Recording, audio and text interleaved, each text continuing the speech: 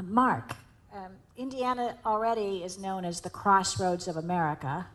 Why was it necessary to develop a logistics plan, and what do you see coming out of that?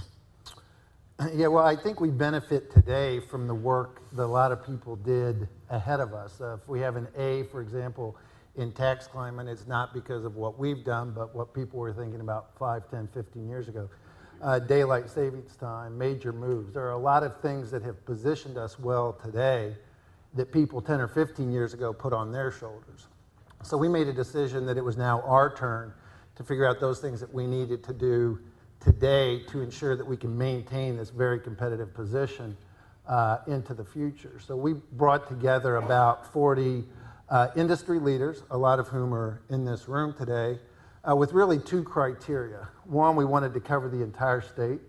We wanted to make sure it wasn't just a central Indiana initiative.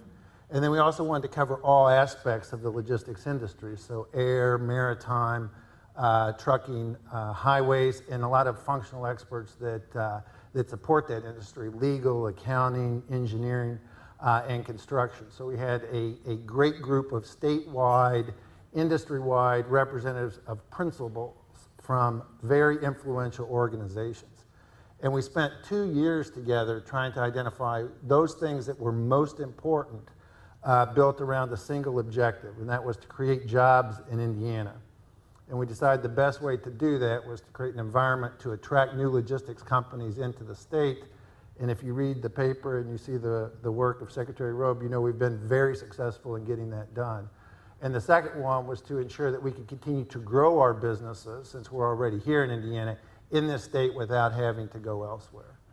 And we looked at 4 specific areas: infrastructure, highways, bridges, locks and dams, better utilizing airlift infrastructure that's already in the state, public policy, those things that were important to us on an industry-wide basis to ensure that we maintained our competitiveness.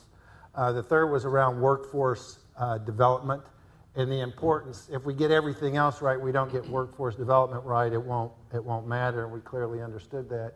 And the fourth was public awareness, and Carrie Stemler ran a task force there, making sure that people in the state know how important the logistics industry is. We have more than 300,000 jobs and more than $10 billion of economic impact within the logistics industry, and people need to ensure that they know that, so that the issues that this strategic plan is putting forward get the attention that they deserve. I think it's an incredibly eye-opening and comprehensive plan. I'm glad everyone here will have a copy of it, a digital copy on the disc that was provided. And now the 40 of us are moving into phase 2, where we're going to spend the next 18 months beginning to implement some of the initiatives that were developed as a result of putting the plan together.